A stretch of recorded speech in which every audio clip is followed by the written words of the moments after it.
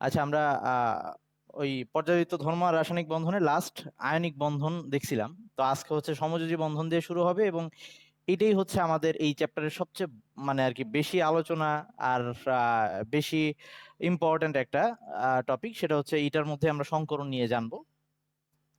তো আয়নিক বন্ধনে যেটা ছিল আগের দিন আমরা একটু ডিসকাস করছিলাম যে ওখানে দুইটা, একটা ধাতু আর একটা অধাতু পরমাণু, তারা ফার্স্টে ক্যাটায়ন আর অ্যানায়ন উৎপন্ন করে, এবং ওখানে দুইটা একটা ডিস্টেন্স মেনটেন করে থাকে। এখানে পরমাণুর সাথে পরমাণুর সরাসরি ইন্টারাকশন হয় না। আই মিন অরবিটাল গুলোর সাথে অরবিটালের ইন্টারাকশন সরাসরি হয় না, বা একটার সাথে আরেকটার কোনো রকম টাচ হয় না। কিন্তু সমযোজী বন্ধনে এই একটা অরবিটালের সাথে আর একটা অরবিটাল পুরোপুরি টাচ হবে, বা একটার সাথে আরেকটা মিশে যাবে সম্পূর্ণরূপে। সো আমরা আজকে সমযোজী বন্ধন দিয়ে শুরু করতেছি। সমযোজী বন্ধন।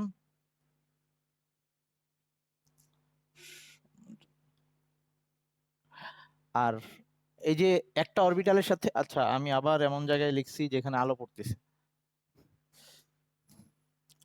সমযোজী বন্ধন। সো এই একটা অরবিটালের সাথে যে আরেকটা অরবিটালের টাচ হওয়া বা একটার সাথে আরেকটা মিশে যাওয়া, এই ব্যাপারটাকে আমরা অরবিটালের অধিক্রমণ বলি বা ওভারলেপন বলি। অরবি সরি অরবিটালের অধিক্রমণ, বা এটাকে ওভারল্যাপিং, একটার উপরে আরেকটা। ওকে, সো এখন আসি। আমরা তো অরবিটাল কয়েকটা টাইপের, বা একটা পরমাণুর নর্মাল যদি আমরা ধর কার্বনের যদি নর্মাল গঠনটা দেখাই, কার্বনের মধ্যে 1s2, 2s2, আর ওই যে 2px2, 2py, sorry 2px1, 2py1, 2pz0 এরকম ছিল। সো কার্বনের যদি এক্সাক্ট চিত্রটা আঁকি আমি, তাহলে এরকম, এটা হচ্ছে নিউক্লিয়াস, তারপরে একটা অনেস অরবিটাল, ওইটা হচ্ছে, এগুলা কিন্তু সব অরবিটাল লাগতেছে, আই মিন গোলক। এটা একটা গোলক, এটা একটা গোলক। তারপরে ছিল 2px, আর 2py, আর ধর 2pz। এরকম, মানে কার্বন দেখতে এরকম: অনেস, 2s, 2px, 2py, 2pz এরকম ছিল। তো এখন যখন একটা পরমাণুর সাথে আর একটা পরমাণু এসে মিশবে, এখন ওই ইলেকট্রন ইলেকট্রন যখন সমযোজী বন্ধনে, আমরা জানি ইলেকট্রন শেয়ার করে। সো ইলেকট্রন শেয়ার করে বলতে সবসময় আমরা তো সমযোজী বন্ধন গঠনের জন্য দুইটা তত্ত্ব পড়ে আসছিলাম 9-10-এ। একটা ছিল অষ্টক তত্ত্ব, বা অষ্টকের নিয়ম বা 8-এর নিয়ম, যেটাই বলি না কেন। আর একটা হচ্ছে 2-এর নিয়ম। এরকম দুইটা ছিল। যে প্রথমে এরকম করে ব্যাখ্যা দেওয়ার চেষ্টা করা হয়েছিল যে আহ, সব পরমাণু চায় তার বাইরের শেলে অষ্টক কাঠামো পূর্ণ হোক, বা নিশ্চয়ই গ্যাসের কাঠামো হোক, এরকম চায়। আর এই জন্যই তারা বাইরের শেলে সবসময় 8 বা হিলিয়ামের মতো 2 বানানোর চেষ্টা করে। কিন্তু পরবর্তীতে দেখা গেল এমন অনেক যৌগ যেখানে অনেক পরমাণু, তারা তাদের বাইরের শেলে অষ্টকের তুলনায় কম সংখ্যক ইলেকট্রন রেখেও যৌগ গঠন করছে। আবার অষ্টকের চেয়ে বেশি রেখেও যৌগ গঠন করছে, এরকমও পাওয়া গেছে, যেগুলোকে আমরা অষ্টক সম্প্রসারণ এবং অষ্টক সংকোচন বলতাম। তো এরপরে আর ওই থিওরিটা খাটলো না। তো তখন নতুন ভাবে বলা হইলো যে তাহলে ব্যাপারটা এটা না যে নিষ্ক্রিয় গ্যাসে ইলেকট্রন কাঠামো পাইতে হবে, এরকম ব্যাপার না। সব পরমাণু চাইবে তার বাইরের শেলে ইলেকট্রন গুলো জোড়া জোড়া থাকুক। সেটা 4 জোড়া, মানে 8টা হইতে পারে, 3 জোড়া, 5 জোড়া, যাই হয় তাতে কিছু আসে যায় না। সহজ কথায় জোড়া থাকতে হবে। ওকে, তো ওইটাকে আমরা 2-এর নিয়ম বলতাম। সো 2-এর নিয়ম দিয়ে সবকিছু ব্যাখ্যা করা যায়। সো আমরা এখন সমযোজী বন্ধনে যা কথা বলবো সব জায়গায় ওই ব্যাপারটাই মাথায় থাকবে, যে ইলেকট্রন জোড়া পূর্ণ করার চেষ্টা করবে। সো এই অরবিটাল গুলাতে যে সিঙ্গেল ইলেকট্রন গুলা থাকে, তারা তাদের বাইরের শেলে জোড়া গঠন করার জন্য পাশের অরবিটাল, পাশে যে আরেক নতুন পরমাণু আসছে তার অরবিটালটার সাথে পুরোপুরি মিশে যাবে, মিশে গিয়ে নতুন টাইপের অরবিটাল হবে। কিভাবে হবে সেই ব্যাপারগুলো আসতেছি। সো আমরা যেহেতু বেশিরভাগ ক্ষেত্রেই এস পি ডি এইসব নিয়ে কথাবার্তা বলি, তো আমাদের আপাতত ইলেকট্রন, এই যে আমাদের যত সমযোজী বন্ধনের ক্ষেত্রে, আমাদের বেশিরভাগ ক্ষেত্রে এস এর সাথে এস অরবিটাল, পি এর সাথে পি অরবিটাল, এই ব্যাপারগুলো বেশি আসবে। সো আমরা কয়েকটা উদাহরণ দিচ্ছি যে অরবিটালের অধিক্রমণগুলো কিরকম হইতে পারে। একটা হচ্ছে এস এস অধিক্রমণ, মানে এস অরবিটাল আর এস অরবিটাল মিশে যাইতে পারে একটার সাথে। যদি এটার উদাহরণটা আমরা হাইড্রোজেনের ক্ষেত্রে দিতে পারি, যেমন হচ্ছে হাইড্রোজেনের ক্ষেত্রে হাইড্রোজেনের লাস্টে যেহেতু একটা অন এস ওয়ান একটা ইলেকট্রন থাকে এস অরবিটালে, সো একটা হাইড্রোজেন পরমাণু তার বাইরে সেলে, এটা আমি এস অরবিটাল আঁকছি, হ্যাঁ, একটা হাইড্রোজেনের অন এস অরবিটাল, সো তার বাইরে যে একটা ইলেকট্রন থাকে সিঙ্গেল, সেইটা এরকম তার আরেকটা হাইড্রোজেনের সাথে, যার মধ্যেও আছে একটা সিঙ্গেল ইলেকট্রন এবং সেটা এইটার বিপরীত স্পিনে, বা যদি বিপরীত স্পিনে নাও থাকে বন্ধন গঠন হওয়ার আগে বিপরীত স্পিনে সে যে নিবে, তারপরে সে এই বন্ধন গঠনে অংশ নিবে, এই দুইটা একসাথে মিশে এইরকম কাহিনী হইতে পারে। এই দুইটা অরবিটাল একসাথে মিশে গেল, দুইটা এস অরবিটাল, হ্যাঁ, এইখানে ইলেকট্রন জোড়া গঠন করলো। আর এইটাকে তাইলে আমরা এই এস অরবিটাল অতিক্রমণ বলতে পারি। সো এই ক্ষেত্রে একটা সমযোজী বন্ধন ক্রিয়েট হয়েছে বা একটা একক বন্ধন ক্রিয়েট হয়েছে, এটা একটা হাইড্রোজেন পরমাণু, এটা একটা হাইড্রোজেন পরমাণু, যেটাকে আমরা এভাবে দেখাইতাম আর কি। আচ্ছা, আমরা কিন্তু এখনো সংকরণ ব্যাপারে যাই নাই, আস্তে আস্তে এই ব্যাপারগুলাই যাব। তো এরকম হইতে পারে একটা এস এর সাথে একটা এস মিশতে পারে, তো সেইটাকে আমরা বলবো এস এস অধিক্রমণ বা এস এস ওভারল্যাপিং। আচ্ছা, এরপরে আসি, এস এর সাথে পি অরবিটাল মিশতে পারে, এস এর সাথে পি অরবিটাল মিশতে পারে, যেমন এই হাইড্রোজেনটার সাথে একটা ফ্লোরিন। ওকে, এই হাইড্রোজেনটার সাথে একটা ফ্লোরিন, ফ্লোরিনের হচ্ছে 9, তো হচ্ছে 1s2 2s2 2px2 2py2 2pz1। So আমরা যদি এই ফ্লোরিন পরমাণুটাকে এটাকে চিন্তা করি, তাহলে এই ফ্লোরিন পরমাণুর 1s এর মধ্যেও জোড়া আছে, 2s এর মধ্যেও জোড়া আছে, 2px এও জোড়া, 2py এও জোড়া, আর 2pz এর মধ্যে একটা বিজোড় ইলেকট্রন আছে। ওকে, তাহলে ওই 2pz অরবিটালটা আমি যেটা লম্বালম্বি এখানে দেখাইছি সেটাকে এভাবে দেখাচ্ছি।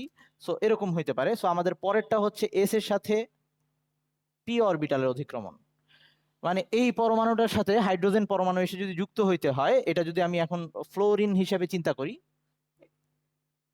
এটাকে যদি আমি এখন ফ্লোরিন হিসেবে চিন্তা করি, তাহলে হাইড্রোজেন পরমাণু ওই উপর থেকে এসে এখানে অ্যাড হয়ে যাবে। মানে আমরা কিন্তু এখনো সংকরণের ব্যাপারে যাই নাই, সো এভাবে বলতেছি, পরে আমাদের এই থিওরিগুলো আমরা একটু চেঞ্জ করে নিব, কিন্তু আপাতত প্রথমে আমরা যেভাবে শিখছি বা বিজ্ঞানীরা ফার্স্টে যেভাবে চিন্তা করছে আমরা সেভাবে বলতেছি।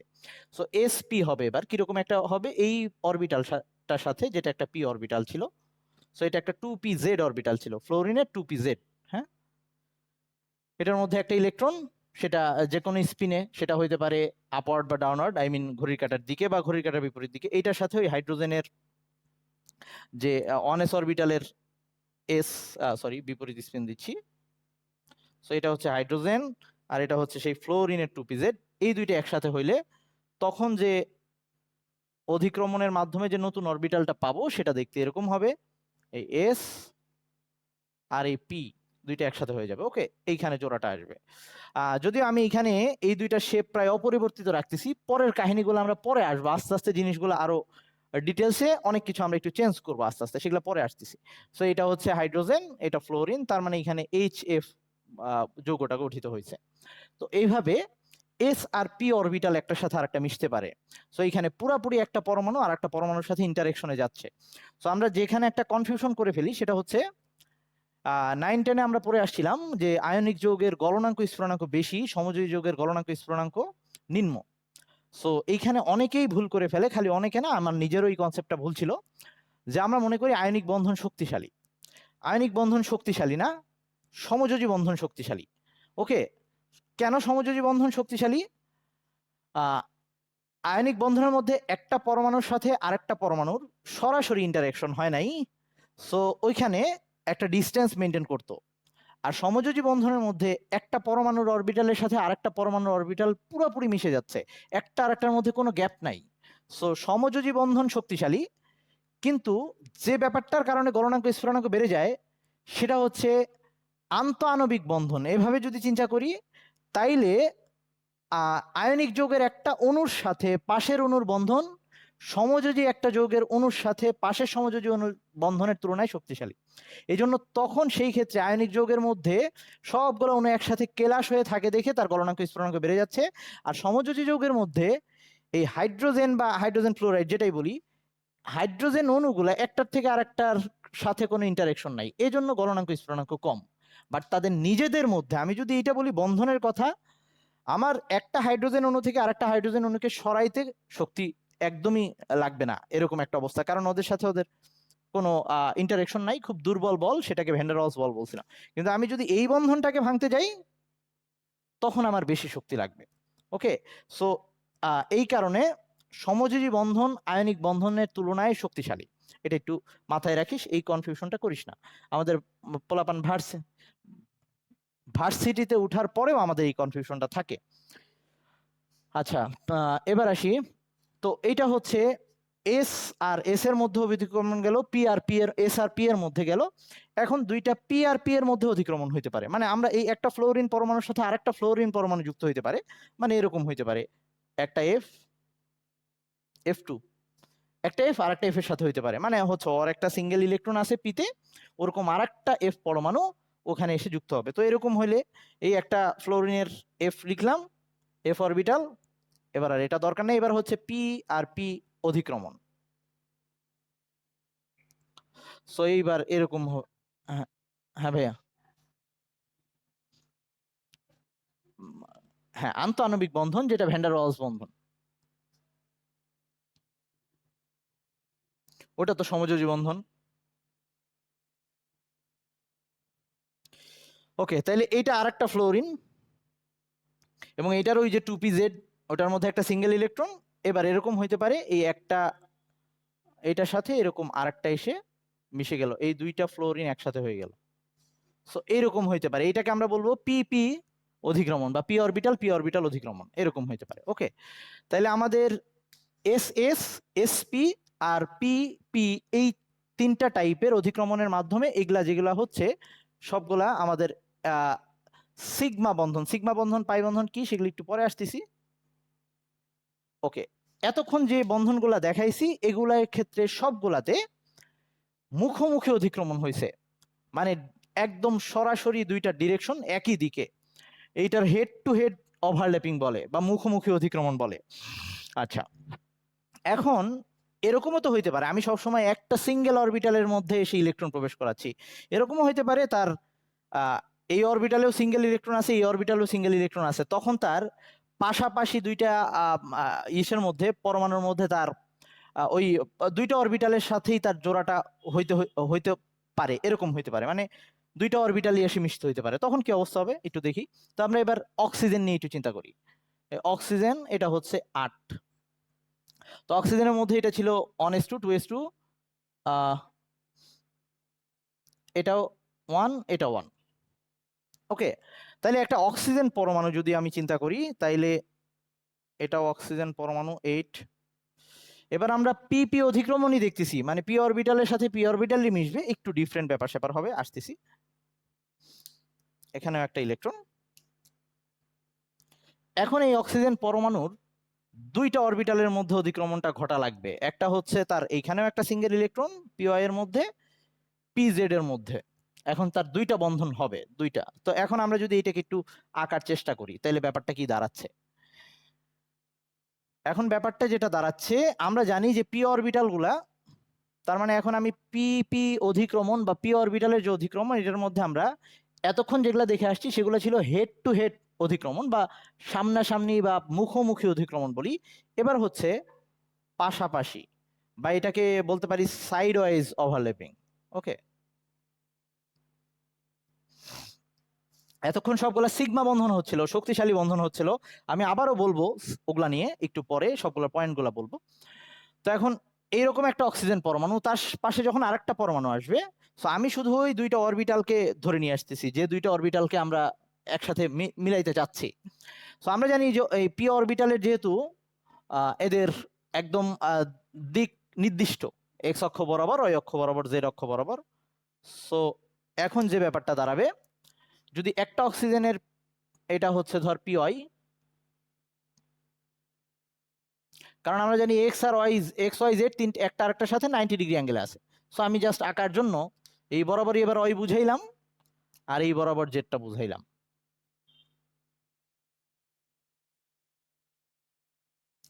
মেশার সময় কিন্তু পুরা পরমাণু সহই আসবে, আমরা শুধু ওই দুইটাকে এনে দেখাচ্ছি।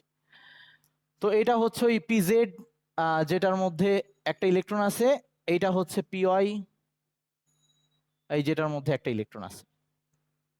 এখন এটার সাথে যখন পাশে আরেকটা এরকম অক্সিজেন পরমাণু আসবে, তো সে আসার সময় স্বাভাবিকভাবেই বোঝা যাচ্ছে যে সেও আসবে এরকম, তার এক্স আর ওয়াই আর জেড একইভাবে থাকবে। সো সে যখন মিশতে যাবে কোনোভাবেই তার পক্ষে সম্ভব না দুইটা অরবিটাল একই ডিরেকশন থেকে এসে মিশা।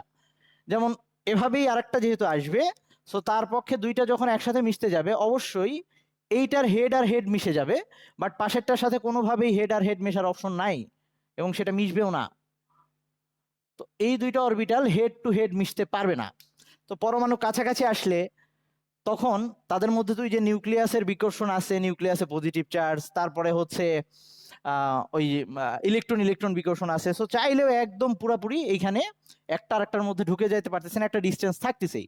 সো এরা যখন মিশতে যাবে তখন এরা এইখানকার ইলেকট্রন দুইটা যে জোড়া গঠনটা করবে, তারা জোড়াটা করবে কিভাবে আমি একটু পরে দেখাবো, ভিডিও দেখাবো নি। এই দুইটা অরবিটাল যখন মিশে যাবে তখন এরা সাইড ওয়াইজ মিশবে। সো আমি এখানে তো দেখাইতে পারতেছি না ওভাবে। যখন মিশবে এরা পাশাপাশি যে মিশবে, পাশাপাশি মিশলে এই ব্যাপারটাকে আমরা এইভাবে দেখাইতে পারি, যেহেতু আমরা দুইটাকে একসাথে আঁকতে পারতেছি না, এভাবে দেখাইতে পারি যে এই দুইটা মিশে গেছে, এরকম করে দেখাচ্ছি। এবং এই দুইটা যে মিশে গেছে, যেহেতু উপরেও অরবিটাল আছে নিচেও মানে উপরেও তার ডাম্বেল আছে নিচেও ডাম্বেল আছে, কিন্তু যে কোনো এক জায়গায় কিন্তু ইলেকট্রন দুইটা জোড়া গঠন করবে। সো আমরা দুই জায়গায় কেন দেখাচ্ছি, কারণ ইলেকট্রন তো মুভ করে, সেটা উপরেও হইতে পারে নিচেও হইতে পারে। মানে ইলেকট্রন তো আর ওই জায়গায় থাকবে না, ইলেকট্রন মুভ করবে, অরবিটাল উপরে মেশার জন্য জায়গা আছে, নিচেও মেশার জন্য জায়গা আছে, কিন্তু যে এট এ টাইম যে কোনো এক জায়গায় বন্ধনটা থাকবে। সো আমরা নির্দিষ্ট যেহেতু করতে পারি না, আমরা দুইটাই দেখাই দেবো, কিন্তু বন্ধন কিন্তু একটা হয়েছে।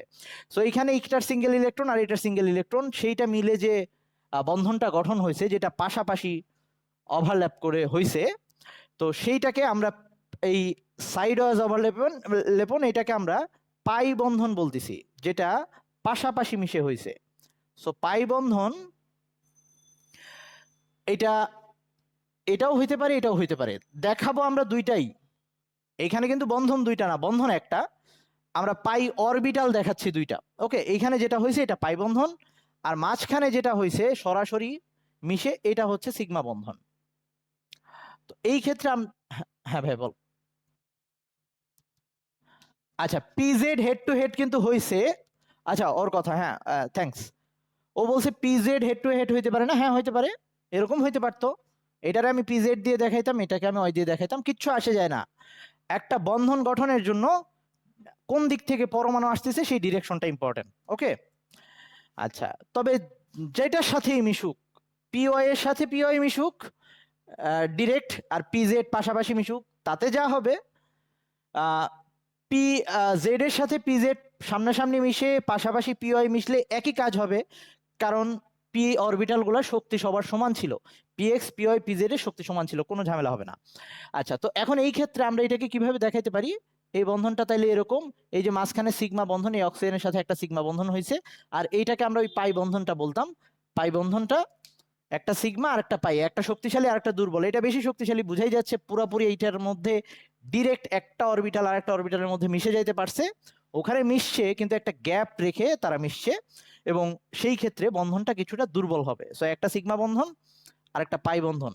সো আমরা এখন সমযোজী বন্ধনের দুইটা টাইপ পেয়ে গেলাম, একটা সিগমা বন্ধন আর একটা পাই বন্ধন। সিগমা বন্ধন কখন হইতে পারে, যদি অরবিটাল গুলার মুখোমুখি অধিক্রমণ হয়, তার মানে এখন পর্যন্ত সিগমা বন্ধন পাইছি তিনটা টাইপের, একটা হচ্ছে এস এস, আর একটা হচ্ছে এস পি, এগুলা মুখোমুখি হইতে পারতো, আর একটা হচ্ছে পি পি, সবগুলা মুখোমুখি।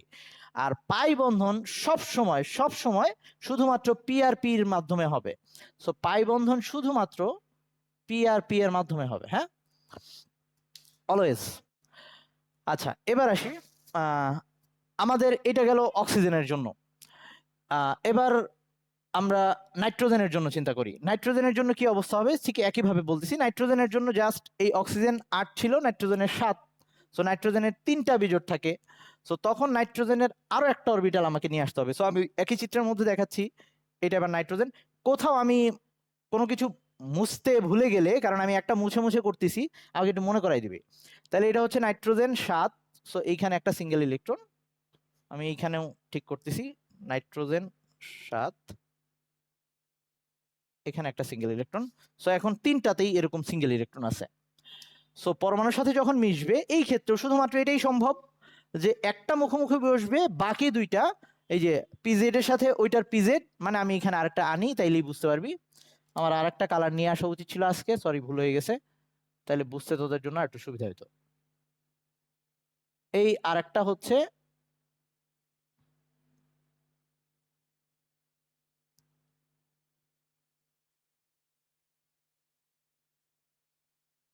এটা হচ্ছে পিওয়াই, ধর সরি পিওয়াই দেখাইছি তো, পিএক্স, এটা পিএক্স।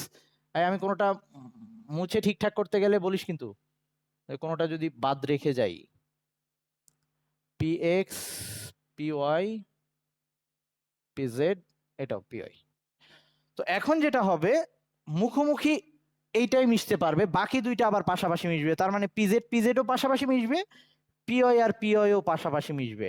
তো আমরা মেশার সময় দেখাবো দুই জায়গায় তাদের লোকেশন, আমরা কিন্তু লোকেশন দেখাচ্ছি দুই জায়গায়, কারণ জায়গা তার দুই জায়গায় আছে, উপরেও ডাম্বেল দুইটা মিশতে পারে, নিচেও ডাম্বেল দুইটা মিশতে পারে, কিন্তু ইলেকট্রন যেহেতু মুভ করবে, এই জন্য আমাদের দুই জায়গায় সম্ভাব্য পাই অরবিটাল দেখাইতে হচ্ছে, এবং পাই অরবিটাল দুই জায়গায় থাকবে, ইলেকট্রন দুইটাই।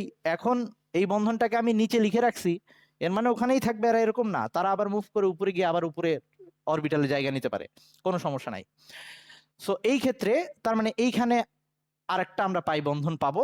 তাইলে এইবার অক্সিজেনের জন্য, এই সরি নাইট্রোজেনের জন্য মাঝখানে একটা সিগমা, এইখানে একটা পাই, ওই উপরে আরেকটা পাই, তার মানে টোটাল দুইটা পাই বন্ধন পাবো। তার মানে এরকম হবে নাইট্রোজেনের জন্য চিত্রটা, এই পাই পাই আর মাঝখানে সিগমা। তার মানে অলওয়েজ পাই বন্ধন হওয়ার আগে সিগমা হইতেই হবে, যদি কখনো সিগমা না হয় তাহলে পাই হওয়ার চান্সই আসে না, তখন অরবিটাল মুখোমুখি চলে আসবে। তার মানে অরবিটালের টার্গেট থাকবে ফার্স্টে মুখোমুখি অতিক্রমণ করার, সেটা হয়ে গেলে তারপরে যদি তার আরো এক্সট্রা অতিক্রমণ করা দরকার পড়ে, তখন পাশাপাশি অতিক্রমণটা হবে। সো কনফিউশন থাকলে বলিস। আচ্ছা, তো এটা গেল হচ্ছে নাইট্রোজেনের জন্য। তো আমরা এখন প্রথমে, তার মানে সমযোজী বন্ধনের এটা হচ্ছে একদম প্রাথমিক আইডিয়া, প্রথমে এভাবে চিন্তা করছিলাম আমরা, এখানে কোনো সংকরণ নিয়ে কোনো কথা বলি নাই, বাস্তবে ব্যাপারটা পুরোপুরি এরকম হচ্ছে না, একটু ডিফারেন্ট ব্যাপার স্যাপার ঘটতেছে, আমরা পরে এটাকে চেঞ্জ করে ফেলবো। আচ্ছা, তো এই কনসেপ্টগুলো আমাদের আগের, হ্যাঁ ভাইয়া বল, আগে সিগমা বন্ধন হইতে হবে, ওকে। আর যদি মানে অরবিট একটা পরমাণুর কাছে আর একটা পরমাণু আসবেই মুখোমুখি অতিক্রমণ করার জন্য, ওটা হয়ে যাওয়ার পরে যখন আর তার পক্ষে সামনে আগানো সম্ভব না, তখন পাশের অরবিটালগুলো পাশাপাশি মিশবে, তার মানে আগে সিগমা বন্ধন হইতেই হবে, সিগমা বন্ধন ছাড়া পাই বন্ধনের অস্তিত্ব নাই। আচ্ছা, যদি একটা দুইটা পরমাণুর মধ্যে মিনিমাম একটা বন্ধন হয়, তাহলে সেটা একটা সিগমা বন্ধন কনফার্ম। যদি তারপরে আরো যতগুলো বন্ধন আসবে, সেগুলো সবগুলা পাই বন্ধন, ওকে।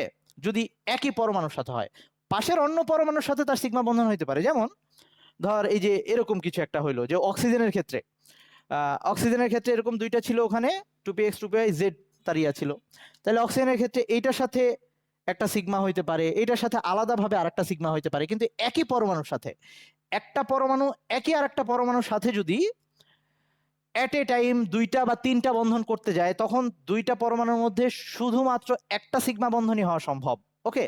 কিন্তু একটা পরমাণু এট এ টাইম একাধিক পরমাণুর সাথে একাধিক সিগমা বন্ধন গঠন করতে পারে, একাধিক পাই বন্ধন গঠন করতে পারে, ওকে। আচ্ছা, এবার আসি আমাদের সিগমা বন্ধন আর পাই বন্ধন নিয়ে কয়েকটা পয়েন্ট আমি নোটের মধ্যে লিখে দিছি, এখন জাস্ট ওগুলা বলে দিব, তোদের সামনে নোট থাকলে ভালো, নাহলে আমার কথাগুলো শোন, আমি অবশ্য বলার সময় বলে ফেলছি। তো সিগমা বন্ধনের জন্য প্রথম পয়েন্ট যেটা লিখছি, যে এই বলে ফেলছি এটা, যে এস এস পিপি আর এসপি, এই অরবিটাল গুলার মুখোমুখি অধিক্রমণের ফলে সিগমা বন্ধনটা সৃষ্টি হচ্ছে, আর এই বন্ধন সবচেয়ে বেশি শক্তিশালী ওই দুই বন্ধনের মধ্যে এবং কম সক্রিয়, বুঝাই যাচ্ছে যে শক্তিশালী বন্ধন সেটা সহজে ভাঙবে না, সহজে রিয়াকশন করতে চাইবে না। সো এইটার মধ্যে ইয়াটা কিরকম, মানে আর কি ক্রমটা কিরকম, এদের ইসের মানে শক্তির ক্রমটা কিরকম, যে পি আর পি, এসপি আর এস এস তিনটা তো ছিল, এর মধ্যে পি এর সাথে পি এর অধিক্রমণটা সবচেয়ে ভালোভাবে হয়, এস এর সাথে পি এরটা তার চেয়ে একটু দুর্বল, এস এর সাথে এস এরটা আরো দুর্বল। আমরা এটাকে যদি প্র্যাকটিক্যালি একটু বোঝার চেষ্টা করি, এই ক্ষেত্রে ব্যাপারটা হচ্ছে যে এইখানে যখন মিশে যায়, মানে পি এর সাথে যখন পি এর অধিক্রমণটা হইতে থাকে, তখন এদের ডিরেকশনটা, এদের একটা নির্দিষ্ট ডিরেকশন, যেমন এক্স ওয়াই বা জেড, একদম পুরা সব খাপে খাপে মিলে যাচ্ছে।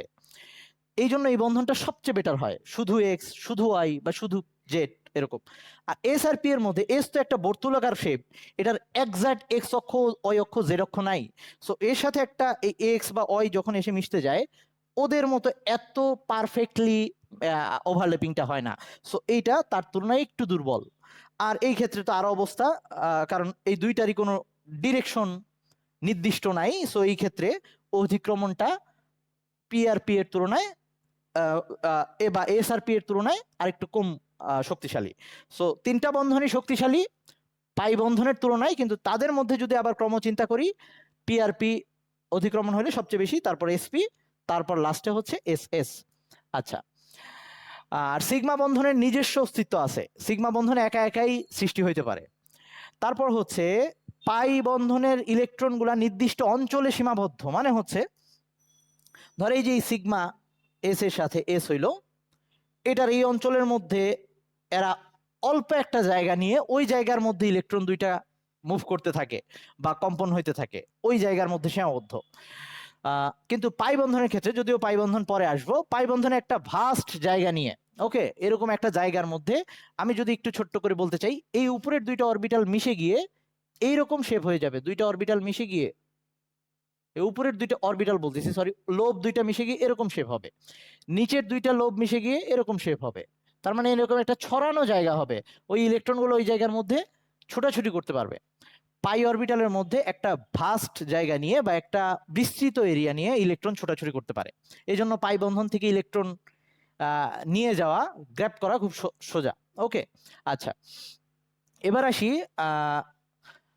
সিগমা বন্ধনে অংশগ্রহণকারী পরমাণুদ্বয়ের মুক্ত আবর্তন সম্ভব। খুব ইম্পর্টেন্ট একটা টপিক, যেটা আমাদের জৈব যৌগের সমানতা গিয়ে বুঝতে হবে, মানে একটা ইম্পর্টেন্ট পয়েন্ট, জৈব যৌগের সমানতা বুঝতে গিয়ে এটা খুব দরকার হবে। সেটা হচ্ছে, ধর সিগমা বন্ধন যখন হইলো, ধর আমার এই মার্কারটা হচ্ছে সেই বন্ধনটা সিগমা বন্ধন, আর এই মার্কারের হেডটা হচ্ছে একটা পরমাণু, এটা এই সাইডে অ্যাড আছে আর এইটা এই সাইডে অ্যাড আছে, দুইটা পরমাণু একটা সিগমা বন্ধনের সাথে যুক্ত। এখন এই দুইটা পরমাণুর পক্ষেই সম্ভব বন্ধনটাকে কোনো রকম ডিস্টার্ব না করে, এই যে আমি হেড যেমন মুভ করতে পারতেছি, ঘুরাইতে পারতেছি, ওই পরমাণুগুলো এরকম ঘুরতে পারবে। এই ব্যাপারটা একটু মাথায় রাখিস। তার মানে সিগমা বন্ধনে যুক্ত পরমাণুগুলা বন্ধনকে ঠিক রেখে, বন্ধনকে কোনো প্রকার ডিস্টার্ব না করে মুক্তভাবে ঘুরতে পারে পরমাণুগুলা। হ্যাঁ, এই ব্যাপারটা একটু মাথায় রাখিস। ওকে, এবার আসি, অণুর আকৃতি কেমন হবে সেটার জন্য দায়ী এই সিগমা বন্ধন। কারণ সিগমা বন্ধন একটা নির্দিষ্ট ডিরেকশনে হচ্ছে, ওই যে মুখোমুখি বা সাইড ওয়াইজ, সরি, মুখোমুখি অধিক্রমণগুলো একটা নির্দিষ্ট ডিরেকশন হচ্ছে, এক্স অক্ষ বরাবর অথবা ওই অক্ষ বরাবর, এরকম একটা তাদের ডিরেকশন থাকতেছে। তার মানে একটা অণুর আকৃতি কেমন হবে সেইটা ডিপেন্ড করবে তার সিগমা বন্ধনগুলো কিভাবে আছে তার উপরে। পাই বন্ধন এখানে কোনো ভূমিকা রাখবে না। আচ্ছা, তার মানে অণুর আকৃতির জন্য সিগমা বন্ধন দায়ী। আমরা কিন্তু এখন যে কথাগুলো শর্টে বলে যাচ্ছি, এগুলো সামনে আবার আমরা ডিটেলস পড়বো, সবকিছু বুঝে যাব। আচ্ছা, এবার আসি পাই বন্ধন। তো পাই বন্ধন নিয়ে যা যা বলছি, একটা হচ্ছে পাই বন্ধন সবসময় পি আর পি অরবিটালের মধ্যেই হবে, কখনো ডিও আসবে না পাই বন্ধন হইতে। ওকে, কারণ আমরা যত টাইপের পরমাণু দেখতেছি, আমাদের যেগুলো আছে, আমাদের এখন পর্যন্ত কোনো পরমাণুর ডি অরবিটাল পাই বন্ধন গঠন করার জন্য দরকার পড়ে নাই, বা আমরা সামনে গিয়ে দেখবো সেটা। সো পাই বন্ধন সবসময় পি আর পি অরবিটালের মধ্যেই হচ্ছে। আর এটা দুর্বল কারণ পাশাপাশি, আর হচ্ছে সক্রিয়তা বেশি, যেহেতু দুর্বল সহজে ভেঙে যাবে, অন্য কেউ ইজিলি এখানে অ্যাটাক করে ইলেকট্রন নিতে পারবে, আর ইলেকট্রন অনেক একটা ডিস্টেন্স মিলে ছুটাছুটি করতেছে, সো ইজিলি ইলেকট্রনকে গ্র্যাব করা যাবে এখান থেকে। আচ্ছা, আর পাই বন্ধনটা সিগমা বন্ধন ছাড়া অস্তিত্বহীন, যেটা ফার্স্টে বলে আসলাম। এটাও লিখছি, বলে ফেলছি অলরেডি। পাই বন্ধন, একটা পাই বন্ধনের যে ইলেকট্রনগুলো, সেগুলোকে আমরা পাই ইলেকট্রন বলি, তারা একটা নির্দিষ্ট বিস্তৃত জায়গা জুড়ে গতিশীল। আর এই ক্ষেত্রে যখনই একটা অণুর মধ্যে পাই বন্ধন আছে, ওই অণুতে যে পরমাণুগুলো বন্ধন দ্বারা আবদ্ধ, তারা আর ঘুরতে পারবে না যদি পাই বন্ধনের সাথে অ্যাটাচ থাকে। কিরকম? ধর আমি এবার এটাকে এভাবে বোঝানোর চেষ্টা করতেছি। ধর এই যে একটা সিগমা বন্ধন একটা পাই বন্ধন, এখন আমার কাছে ওরকম কোনো ডিভাইস বা কিছু নাই, এই জন্য আমি ওটাকে দেখাইতে পারতেছি না। এইখানে বোঝার চেষ্টা কর যে এখন যদি এরকম হয়তো এই দুইটা পেইনের জন্য আমি একটা হেড ইউজ করতাম, এখান থেকে একটা হেড দিয়ে এই দুইটা কলমের মাথায় আমরা একটা হেড ইউজ করতেছি, তো ওই হেডটাকে কখনোই আমি ঘুরাইতে পারতাম না, তাতে এই বন্ধন একটা আরেকটার উপরে এরকম ডিস্টার্ব হইতো, ভেঙে যাওয়ার অবস্থা সৃষ্টি হইতো। তোরা মেবি বুঝতে পারতেছিস ব্যাপারটা। অথবা অন্যভাবে বললে ধর এইটা মানে আর কি, তোদের যদি ল্যাবে বা স্যার টিচাররা যখন ক্লাসে দেখায় এভাবে দেখায়, তারা ওই ছোট ছোট আলু নিয়ে আসে ক্লাসে, তো এরকম গোল আলু, এর মধ্যে ধর দুইটা কাঠি তুই প্রবেশ করাইলি, একটা কাঠি প্রবেশ করাইলে তুই আলুটাকে ঘুরাইতে পারবি দুইটা আলুকেই। ওরা যখন ঘুরবে ছিদ্রটা বড় হয়ে যাবে বাট ঘুরবে, কিন্তু যখন এরকম দুইটা কাঠি দিয়ে দুইটা আলু একসাথে অ্যাড করে দিবি, ঘুরাইতে গেলে কাঠি একটার উপরে আরেকটা গিয়ে ভেঙে যাবে। তার মানে পাই বন্ধনে যখন কোনো পরমাণু আবদ্ধ আছে তার পক্ষে আর সম্ভব না রোটেট করা, ওকে, সে আর ঘুরতে পারবে না। এই ঘুরলে কি কাহিনী হয় সেটা জৈব যৌগে গিয়ে পড়বো, ওকে। আচ্ছা, মানে পাই বন্ধন কথা বলা মানেই তো এটার মধ্যে সিগমা বন্ধন আছে, তার মানে আমি যখনই বলতেছি একটা পরমাণুর সাথে পাই বন্ধন অ্যাড আছে, তার মানে ওর সাথে অটোমেটিক মিনিমাম আর একটা সিগমা বন্ধন আছেই। সো সো এটা দুইটা হইতে পারে, বা ওই যে আরেকটা পাই বন্ধন আসলে তিনটা হইতে পারে, যাই হোক, যখনই পাই বন্ধনের সাথে আরেকটা অণু অ্যাটাচড, তখন সে আর ঘোরা সম্ভব না, ঘুরতে গেলে বন্ধন ভেঙে যাবে। বন্ধন ভাঙা ছাড়া ঘোরা সম্ভব না, বন্ধন ভেঙে আমরা ঘুরাইতে পারবো, সমস্যা নাই। ওকে, আমরা আবার একটু জয়েন দিই, হ্যাঁ, সবাই আরেকবার একটু জয়েন দিই। ওকে, তো আমাদের এখন পরের টপিকে আসতেছি আমরা।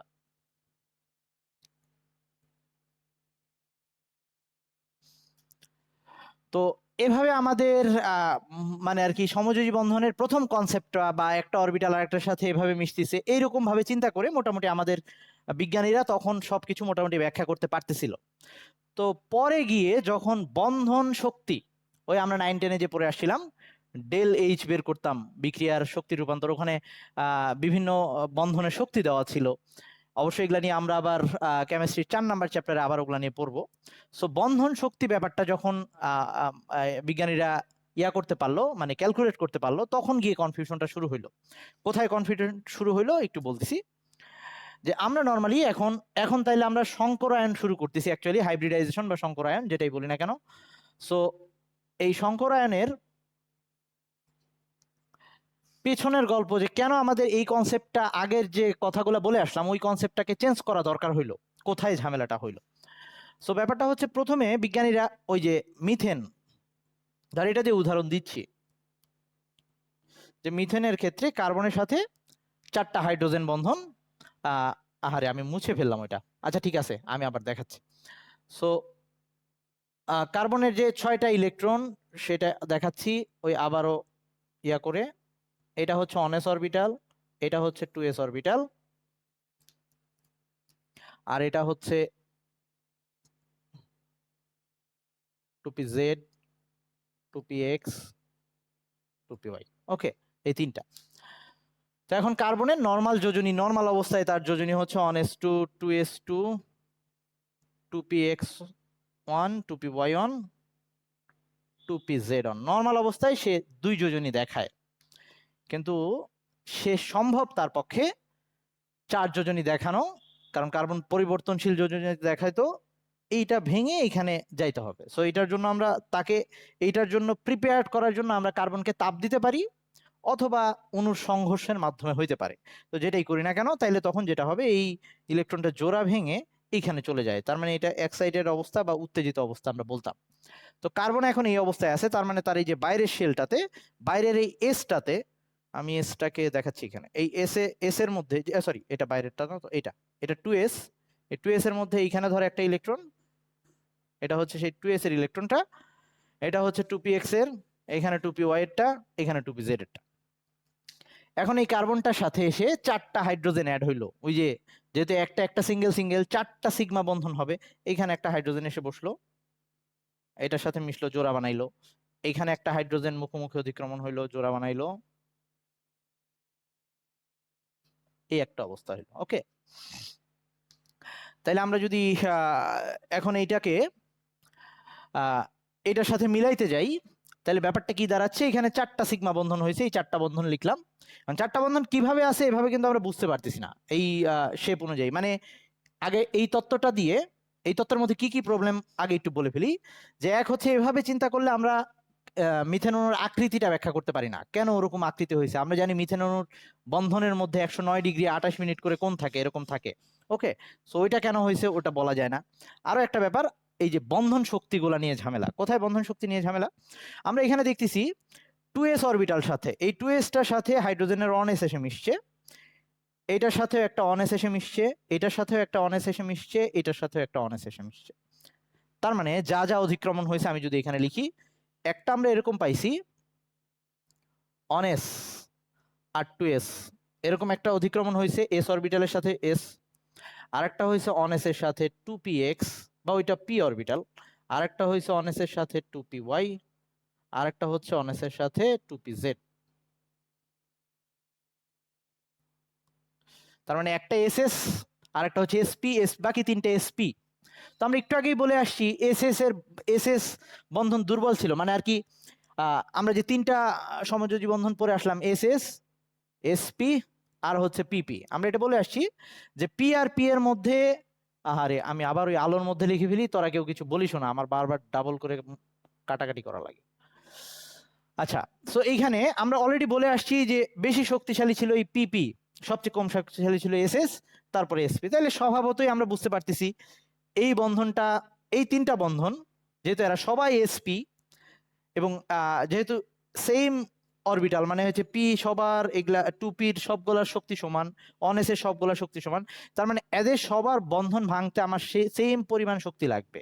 তা আমি ধরলাম এদের সবার বন্ধন শক্তি, ওই যে 9-10 আমরা এরকম পরে আসছিলাম এত কিলো জুল পার মোল, ওরকম ধরলাম যেগুলার প্রত্যেকটার বন্ধন ভাঙতে আমার এক্স কিলো জুল পার মোল করে শক্তি লাগে, এরকম হইলো। তাই এখন বুঝতেই পারতেছি এটা এক্স হবে না, কারণ এটা এটার তুলনায় একটু কম শক্তি লাগবে, সেটাকে ওয়াই ধরলাম। তার মানে আমার যদি আমরা বাস্তবের সাথে, আমাদের কনসেপ্টের সাথে বাস্তবের সম্পর্কটা মিলাইতে যাই, তাহলে এরকম হওয়া উচিত, এই 3টা বন্ধন ভাঙতে আমার এক্স পরিমাণ শক্তি লাগা উচিত, আর এই আরেকটা বন্ধন ভাঙতে আমার ওই পরিমাণ শক্তি লাগা উচিত। কিন্তু দেখা গেল সেটা হচ্ছে না। আমরা দেখতেছি সবগুলা সিএইচ বন্ধনের সেম পরিমাণ শক্তি, সেটা কত ছিল ভুলে গেছি, 244 কিলোজুল পার মোল বা এরকম কিছু। বাস্তবে আমরা দেখি সবগুলা সিএইচ বন্ধনের সেম শক্তি, 9-10 আমরা পড়ে আসছি। তার মানে নিশ্চয়ই আমরা কোথাও ভুল করতেছি।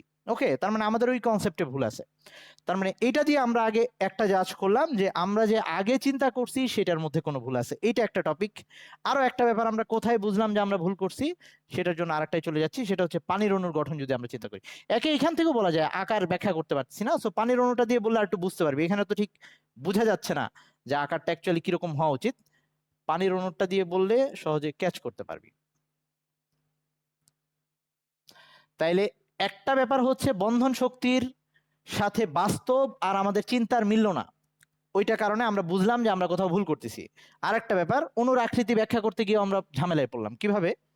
ধরো এই oxygen ON_2 2s2 2px2 2px1 2pz1, সেই অক্সিজেনের এই দুইটার মধ্যে হাইড্রোজেন এসে যুক্ত হয়। সো কিভাবে হয় আমরা ওটা একটু দেখি। এইটা তো থাকবে না, এটা হচ্ছে ওয়াই আর জেড, তো ওয়াই আর জেড একটা আরেকটার সাথে 90 করে। তো এখন এইটা হচ্ছে আমি এক্স বলছিলাম, এটা এক্স, এটা ওয়াই, সরি এটা, আচ্ছা এটা ওয়াই, এটা জেড।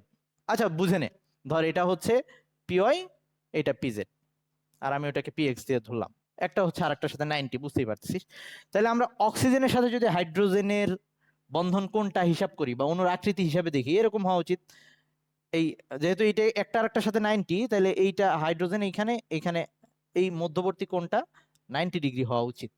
ওকে, অক্সিজেন অণুর আকৃতি এরকম হওয়া উচিত। কিন্তু আমরা বাস্তবে দেখতেছি অক্সিজেন অণুর আকৃতি এরকম হচ্ছে না, আমরা এটা ভি শেপে পাই, এটা 90 ডিগ্রি না হয়ে এই কোণটা হয়ে যায় 104 ডিগ্রি, 104.5 ডিগ্রি বোধ হয় এরকম। ওকে, সো 90 ডিগ্রি হচ্ছে না, সো এটা এরকম একটা ভি শেপ হয়ে যাচ্ছে। সো এখন এই কাহিনীটা কেন ঘটলো? এই ব্যাখ্যাটাও আমরা আগের কনসেপ্ট দিয়ে বলতে পারতেছি না, আমরা নর্মাল আমাদের কনসেপ্টের সাথে মিলাচ্ছি 90-90 বন্ধনে থাকার কথা, কিন্তু সেটা হচ্ছে না। তার মানে এই দুইটা কাহিনী বোঝার পরে আমাদের মাথায় আসলো কোথাও একটা প্রবলেম হয়েছে। তার মানে আমরা যেটা চিন্তা করতেছি এখানে অন্য কিছু একটা হয়েছে। তো অন্য কিছু একটা কি হয়েছে, তো সেইটা নিয়ে পরে একটা কনসেপ্ট দাঁড় করানো হলো। তখন কিন্তু না করেই, মানে কোনো কিছু এগুলো না দেখে কিন্তু কনসেপ্টগুলো দাঁড় করানো হচ্ছিল। এবং আমরা এই আধুনিক সময় এসে যখন অনুকে দেখতে পারতেছি, এখন আমরা দেখতেছি ওই কনসেপ্টগুলো ঠিক আছে। মানে আমি আগেও বলছিলাম যে তখনকার বিজ্ঞানীদের চিন্তাধারাটা বা চিন্তা শক্তিটা অনেক উচ্চ লেভেলের ছিল, তারা কল্পনা শক্তিটা তাদের অনেক বেশি ছিল। সো তখন কি ধারণাটা আসলো যে তার মানে এইখানে কি কাহিনীটা হয়েছে, ওই কার্বনের দিকে আমরা আবার চলে যাই। যে কার্বনের যে চারটা অরবিটালের মধ্যে সিঙ্গেল সিঙ্গেল ছিল, সিঙ্গেল সিঙ্গেল ইলেকট্রন গুলা যে ছিল, এইখানে একটা PX PY PZ single electron ছিল, আর এই যে এইখানে এস এর 2s এর মধ্যে একটা সিঙ্গেল ইলেকট্রন ছিল, এটা 2s। সো এরা যেহেতু সবাই সমান শক্তি দেখাচ্ছে ওই হাইড্রোজেনের সাথে, তার মানে ওই বন্ধনগুলোর মধ্যে যে অরবিটালগুলো অংশ নিছে হাইড্রোজেনের সাথে, যেহেতু ওই সাইডে হাইড্রোজেন কমন, এখানে এস ছিল আর 3টা পি ছিল, কিন্তু বন্ধন গঠন করার পরে দেখতেছি সবার শক্তি সমান। তার মানে কোনো একটা কাহিনী হওয়ার কারণে এই 4টা অরবিটালের শক্তি একই হয়ে গেছে।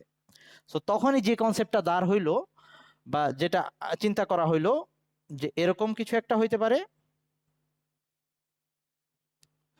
2px1 দ্বারা তোদের এই এই গল্পটুকু শেষ করেই, মানে আজকে জাস্ট সংকরণের স্টার্টিংটা করেই আমরা শেষ করব ইনশাল্লাহ। সো তার মানে কার্বনের এই 4টা অরবিটালের আর অসমান শক্তি নাই এখন, তারা এখন মিশে গেছে। তারা একসাথে মিশে গিয়ে নতুন 4টা অরবিটাল ক্রিয়েট করছে, যেগুলো দেখতে এরকম। বা আমি এই জিনিসটাকে এভাবে দেখাইতে পারি, ধর আমরা তো এই যে কার্বন এভাবে লিখতাম 1s2 2s2 2px1 2py1 2pz1, এরকম একটা অবস্থা যে 1s2 2s2 2px1 2py1 2pz1। এই যে মাঝখানে গ্যাপ দিতাম, এই গ্যাপগুলোর মানে হচ্ছে তাদের শক্তির পার্থক্য আছে, আর যাদেরকে একসাথে লেখা তাদের শক্তির কোনো পার্থক্য নাই, তারা একই শক্তি। এখন এই 4টা একসাথে, না ঠিকই তো আছে। আচ্ছা sorry sorry sorry sorry sorry, আচ্ছা 1s2 2s1 2 এরকম অবস্থা। এখন এদের শক্তির গ্যাপ ছিল, ওকে, তারা সবগুলো একসাথে মিশে কার্বনটার এই অবস্থা হইলো। কার্বনটা এখন দেখতে এরকম দাঁড়ায় গেছে। তাদের ওই 4টা অরবিটাল একই শক্তিতে চলে আসছে। সেটা আগেরটার মতো না, আগেরটার মতো শক্তি না, মানে সবাই মিলে একই সমান শক্তি হয়ে গেছে, এবং সেই শক্তি এই 4টা অরবিটালের শক্তি সমান হয়ে গেছে, এরকম অবস্থা দাঁড়াইছে কার্বনের এখন। এবং এদের সবার মধ্যে ওরকম একটা একটা ইলেকট্রন চলে আসছে। তো এই অবস্থাটাকে আমরা বলতেছি সংকরিত অবস্থা। আর এটা তো উত্তেজিত অবস্থা, নরমাল ছিল। তার মানে এরপরে তারা গিয়ে হাইড্রোজেনের সাথে মিশছে। সো এখন আমরা কি বলতে পারি, তাহলে কি কাহিনীটা দাঁড়াইছে, কার্বনটা যখন বন্ধন গঠনে অংশ নিতে যাচ্ছে, তার আগে সে তার আশেপাশের অরবিটালগুলো সবার, যে অরবিটালগুলো আশেপাশের না, বাইরের শেলের যে অরবিটালগুলো তার ইয়াতে বন্ধন গঠনে অংশ নিতে যাচ্ছে, তাদের সবার শক্তি সেম করে নিয়ে তারপরে বন্ধনে অংশ নিচ্ছে। ওকে, তাইলে এইখানে এই 4টা অরবিটাল, এই বাইরের শেলের অরবিটাল গুলাই সবসময় সংকরণে যাবে, কারণ পরমাণু তো এসে বাইরের শেলের গুলোর সাথেই মিশবে, ভেতরে আর প্রবেশ করতে পারবে না। এবং আরো একটা ব্যাপার, যে সব সময় এরকম অরবিটাল গুলাই সংকরণে যাবে যাদের এনার্জি ডিফারেন্স খুব কম, মানে ধর 2s এর সাথে 2p এনার্জি গ্যাপ অনেক কম, তা এরকম ধর 3d সাথে 4s এরকম এনার্জি ডিফারেন্স কম, 3p সাথে 3d এনার্জি ডিফারেন্স যথেষ্ট। সো এরা নর্মালি একসাথে মিশে না। ওকে, সো দুইটা ব্যাপার নির্দিষ্ট থাকতে হবে, একটা হচ্ছে বাইরের শেলের অরবিটালগুলো একসাথে মিশবে, কারণ বাইরেই পরমাণু এসে অ্যাপ্রোচ করবে, আর যে অরবিটালগুলো মিশবে একসাথে তাদের এনার্জি ডিফারেন্স কম হইতে হবে, তারা যাতে প্রায় সমশক্তির হয়। সো ওই এস আর পি, বা ওই যে ডি এর সাথে এস, বা ওই যে ডিএসপি, মানে ডি এর পরে যেগুলো আছে আবার 4s 4p, তারা একসাথে মিশবে। আচ্ছা ওগুলো আমরা পরে আস্তে আস্তে আরো বুঝবো। এবং যতগুলো অরবিটাল একসাথে মিশবে, ঠিক নতুন ততগুলা অরবিটাল সৃষ্টি হবে, তাদের সবার এনার্জি সেম হবে, এবং এই যে সবগুলো এনার্জি যেহেতু সেম হইলো, তারপরে আমরা এই অরবিটালগুলোর মধ্যে যখন ইলেকট্রন সাজাইতে যাব আমরা হুন্ডের নীতি মেনটেন করব। হুন্ডের নীতি কি ছিল? ওই সমশক্তি অরবিটালে ইলেকট্রন ফিল আপের সময় ওই যে 4টা ইলেকট্রন আমার হাতে আছে, নিয়ম হচ্ছে আগে এখানে একটা একটা করে দেওয়া, সেই হুন্ডের নীতি ফিল আপ, হুন্ডের নীতি অনুযায়ী ফিল আপ করবো। তার মানে পরমাণু সংকরণে যাওয়ার আগে, সরি, অরবিটালে অধিক্রমণ হওয়ার আগে, বা যেটা বলতে পারি যে বন্ধন গঠনে যাওয়ার আগে সবগুলা অরবিটালে শক্তি এরকম হয়ে যাবে। তো তখন আমরা এই ব্যাপারটাকে বলবো সংকরণ, এবং এই নতুন অরবিটালগুলোকে বলবো হাইব্রিড অরবিটাল বা সংকর অরবিটাল। সংকর অরবিটাল। যদি আমরা এটাকে ওই ইয়া আকারে দেখাইতে চাই, এভাবে বক্স আকারে না দেখাইতে চাই, তাহলে আমি এই কার্বনটাকে এখানে দেখাচ্ছি, এই কার্বনটাকে আমরা এভাবেও দেখাইতে পারবো অন_2, আর এই সবগুলা অরবিটালকে একই সাইন দিয়ে সাই দিয়ে দেখানো যায়। এরা সবাই এই নতুন 4টা সমশক্তি সম্পন্ন অরবিটাল আসলো, প্রত্যেকটার মধ্যে একটা একটা করে ইলেকট্রন, একটা একটা ইলেকট্রন। কেন? কারণ আমরা এখন হুন্ডের নীতি মেনটেন করতেছি একই শক্তির। সো এরা সবাই এভাবেও দেখাইতে পারি, এভাবেও দেখাইতে পারি, অথবা কারো যদি আরো বেশি তেল থাকে তাহলে সে এইটা করতে পারে, অন_2 সে এভাবে দিতে পারে। এখানে কয়টা অরবিটাল মিশছে? এস আর 3টা পি, সো এটার নাম হচ্ছে sp3 সংকরণ, যদি আমরা পরে আসবো।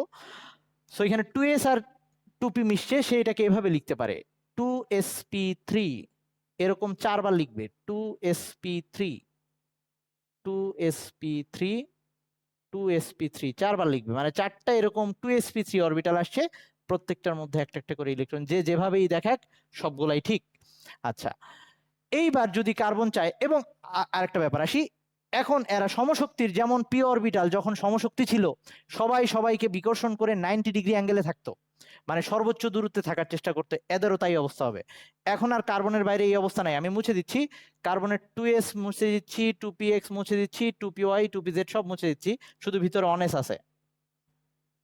এখন কার্বন দেখতে কেমন সেটা দেখাচ্ছে।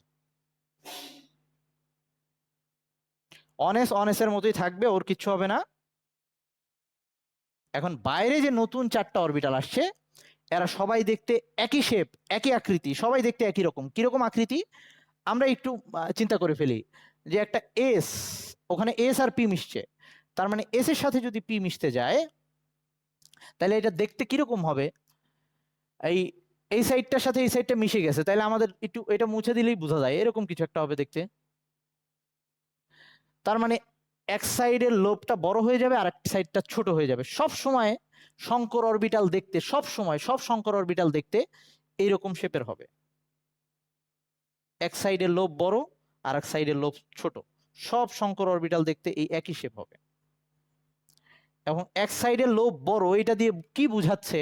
এটা বুঝাচ্ছে ওই জায়গাটা ইলেকট্রন ডেনসিটিটা বেশি। এই যে আবার চিত্রটা মনে করি, এই সাইডটা এখন ইলেকট্রন ডেনসিটি বেশি, এইখানে ইলেকট্রন থাকার কোনো ইচ্ছাই নাই। সো আমরা কিন্তু এই যে শেপগুলো দিয়ে বুঝাইতাম ইলেকট্রনের ডেনসিটি, সো ওই সাইডটা ইলেকট্রন ডেনসিটিটা কমে যাচ্ছে, এই সাইডে বেড়ে যাচ্ছে। সো ওই সাইডে ইলেকট্রনের ঘোরাঘুরি করার ইচ্ছা নাই, ওই জায়গাটা ছোট হয়ে আসছে, এই জায়গা বড় হয়ে গেছে, এরকম একটা অবস্থা। সংকর অরবিটাল দেখতে এরকম হবে। সো এরকম 4টা অরবিটালকে আমি এখন আঁকতেছি, 4টা অরবিটাল সবাই সবাইকে সমানভাবে বিকর্ষণ করবে। সো সমানভাবে বিকর্ষণ করে 4টা অরবিটাল যদি 3 ডাইমেনশনাল স্পেসে থাকতে যায়, তাহলে মিথেনের ক্ষেত্রে সবাই 109 ডিগ্রি 28 মিনিট অ্যাঙ্গেলে থাকলে তাদের মধ্যে সবচেয়ে কম বিকর্ষণ হয়। সো সেটাই হবে, দেখতে এরকম হবে। এই একটা, এই সবগুলোর ভিতরের লোবটা ওখানে আছে, তো এটা অবশ্য এই একটা, আচ্ছা আমি ওই ভেতরের লোবটা আর দেখাচ্ছি না। এই একটা, এই একটা, আর একটা পেছনে ওই সাইডে। সো এই জিনিসটাকে আমরা একটু এভাবে দেখাইতে পারি, মানে 3 ডাইমেনশনাল আঁকতে একটু কষ্ট হচ্ছে, তো আমি এটাকে বুঝাচ্ছি ব্যাপারটা কিরকম। এই 4টা অরবিটাল এভাবে আছে, একটা দুইটা আমার কাছে আজকে মার্কার নাই বেশি, আচ্ছা আর একটা আছে, ওয়েট, আমি পরের দিন বাসায় থাকলে তো দুধদার মার্কারের পুরা দোকান নিয়ে বসি আমি। আচ্ছা এই যে 3টা, ওকে টোটাল তো 4টা, এই 3টাকে আমি এভাবে রাখতেছি, আর একটা উপরে, এটাকে চতুস্তলকীয় শেপ বলে, এই এভাবে আছে, তাদের সমান শক্তি, সমান বিকর্ষণ হয়েছে। এখন আমরা দুইটা ব্যাপারকেই ব্যাখ্যা করতে পারতেছি কেন তাদের বন্ধন শক্তি সেম হয়েছে, কারণ এখন তাদের সবার সেম এনার্জি, ওদের 4জনই সেম এনার্জি, 4জনের মধ্যে এরকম 4টা ইলেকট্রন। এখন এখানে এসে যদি হাইড্রোজেন বসে, 4টা হাইড্রোজেন যদি এই 4 জায়গায় এসে বসে,